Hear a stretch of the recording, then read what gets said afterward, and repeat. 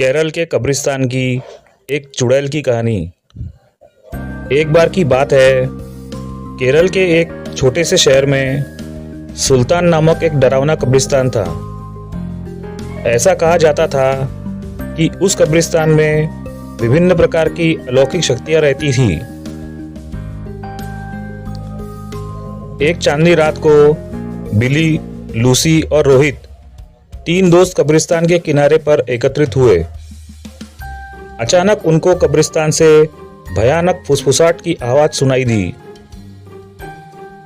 आवाज कहां से आ रही है, यह देखने के लिए वे हाथ में टॉर्च लेकर सावधानी से कब्रिस्तान के गेट से अंदर घुसे। जैसे ही वे कब्रिस्तान में दाखिल हुए, हवा तेज चलने लगी। अचानक उन्होंने एक इंसान को एक मकबरे के पास टहलते हुए देखा। वो उदास और खोया हुआ दिखाई दिया, इसलिए बिली, लूसी और रोहित उसके पास आए और पूछा, कौन हो तुम और इतनी रात को यहाँ क्या कर रहे हो? तो उसने जवाब दिया कि मैं एक आत्मा हूँ और मेरा नाम अकबर है। अकबर ने उन्हें उस भयानक अभिशाप के बारे में बताया जो इस कब्रिस्तान के सभी आत्माओं को परेशान करता था। हर रात एक प्राचीन चुड़ैल जागती थी और कब्रिस्तान पर जादू करती थी और अकबर जैसी मासूम आत्माओं को अपने वश में कर लेती थी। अभिशाप को तोड़ने का एकमात्र तरीका कब्रिस्तान के पीछे जंगल में एक पेड़ के नीचे छिपी हुई मंत्र पुस्तिका को ढूंढना और आधी रात से पहले उसे नष्ट करना था। जादुई पुस्तक ढूंढने की दृढ़ संकल्प लेकर बहादुर टिकड़ी अपने मिशन पर निकल पड़ी।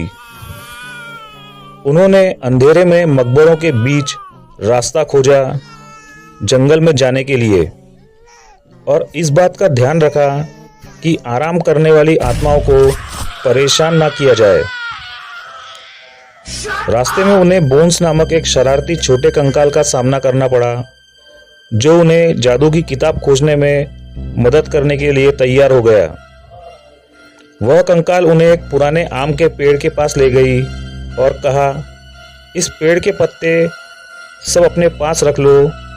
अगर यह पत्ता तुम्हारे पास रहेगा तो वह चुड़ैल तुम्हारा कुछ नहीं बिगाड़ सकती और यह पत्ता तुम्हें जादुई किताब हासिल करने में मदद करेगा। यह कहकर वह कंकाल वापस कब्रिस्तान की तरफ चला गया। आम के पत्ते को अपने हाथ में लेकर तीनों दोस्त जादुई किताब ढूंढने लगे। बहुत ढूंढने के पश्चात जंगल में एक झील के अंदर उन्हें चमकता हुआ कुछ दिखाई दिया। रोहित को तैरना आता था तो उसने झील के अंदर जाकर वह चमकता बॉक्स ले आया। जैसे ही आम के पत्ते को बॉक्स के ऊपर रखा, वैसे ही बॉक्स खुल गया और चमकती हुई जादुई किताब बाहर निकल आई।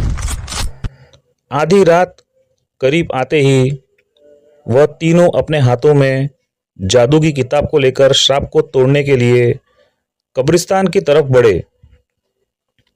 कब्रिस्तान में आकर वे किताब को खोले और एक प्राचीन मंत्र का पाठ किया।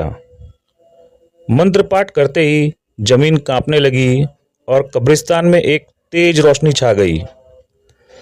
वह चुड़ैल जाग गई और गुस्से में दिखाई दी, लेकिन उसकी शक्ति धीरे धीरे कमजोर हो रही थी।